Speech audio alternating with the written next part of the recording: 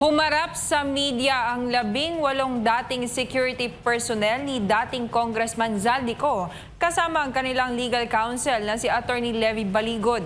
Inilahad ng grupo ang kanilang mga nasaksihan kaugnay ng umano'y malawakang paglilipat ng bilyong-bilyong pisong pondo mula sa kaban ng bayan patungo sa ilang matataas na opisyal ng gobyerno. Narito ang balita. Ang ugat at pinuno ng pagnanakaw sa ating bayan ay walang iba kundi si President Marcos. At hindi gagalaw si Speaker Romualdez o si Zaldico na walang pahintulot kay PBBM. Ito ang matapang na pahayag ni Atty. Levy Baligod nitong Martes, Pebrero 24 upang ilantad kung kanino umano inihahatid ang bilyon-bilyong pisong nakaw na pera na mula sa kaban ng bayan. Ang mga testigo ay mga dating Marines na nakasama ni Master Sergeant Orly Guteza na dating nagsilbi bilang security personnel ng dating congressman na si Zaldico. Ayon sa grupo, ang Valle Verde Phase 6 Pasig City ang nagsisilbing hub kung saan binibilang at ipinamahagi ang male-maletang pera. Ang halimbawa po ng proseso ay nag-uumpisa sa pagbilang nila ng pera. Ang susunod po sa larawan sa itaas ay inihahanda ang pera bago isilid sa mga maleta ulit sa Horizon Homes. At yung larawan sa ibaba ay isang halimbawa ng pag-deliver ng pera sa bahay ng isang mambabatas. Anya, sa sobrang dami ng pera, hindi na lamang umano sasakyan, kundi pati eroplano at helicopter ang ginagamit sa transportasyon nito. Ang pagde-deliver nila ng pera ay gumagamit ng eroplano, gumagamit din sila ng helicopter,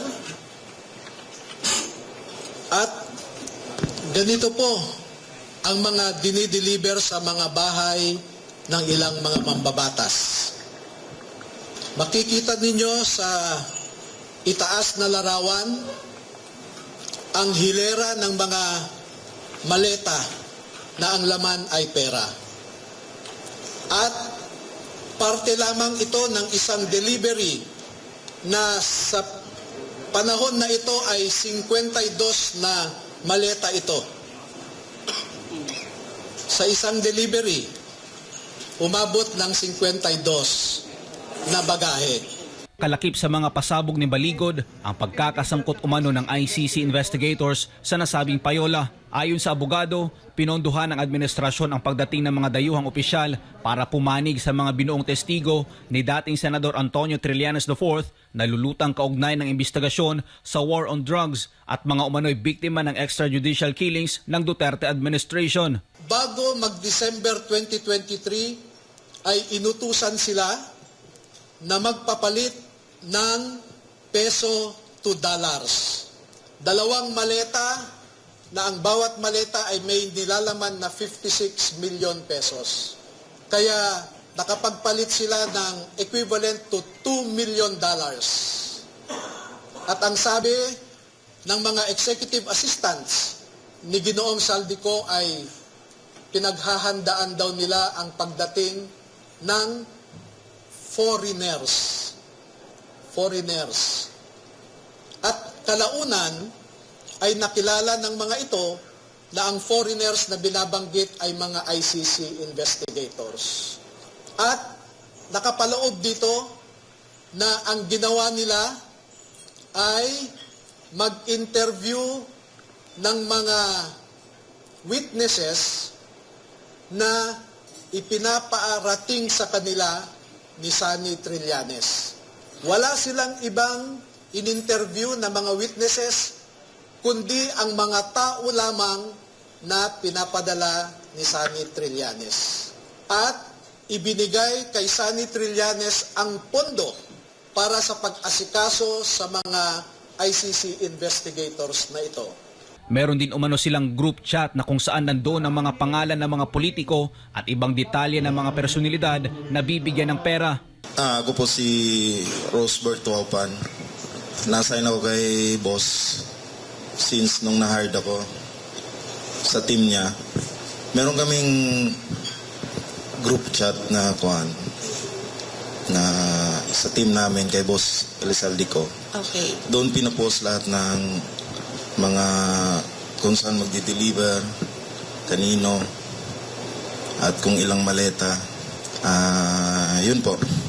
Kinumpirma din ng mga dating security ni Zaldico na nakapaghatid sila ng pera sa bahay ng Pangulo sa Ilocos. Opo, ako po si Bernard Tube. Nakapag-deliver po kami. Saan?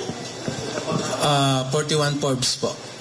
So ito po yung bahay ni umano ni Pangulong Ferdinand Marcos Jr. Yes po. Meron din po kami sa Ilocos kasama po si Kong Saldi. Ilang maleta po yung na-deliver sa Forbes at saka sa Ilocos? Yung sa Ilocos po ay sa 5 maleta po.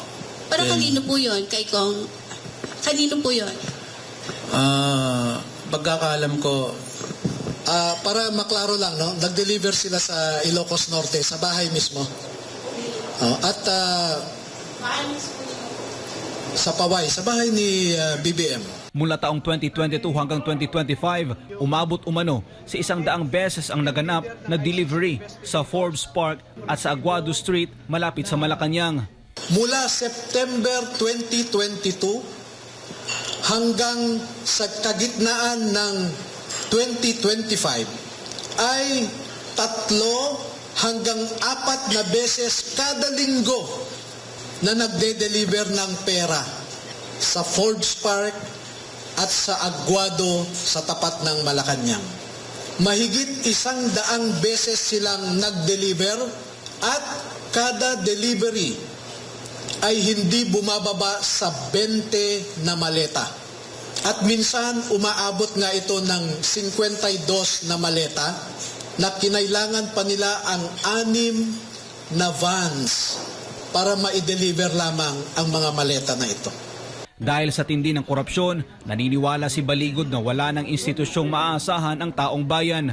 Nasaksihan din nating lahat ang mga proseso na naganap sa ICI na inatasan na mag-imbestiga tungkol sa corruption sa infrastructure.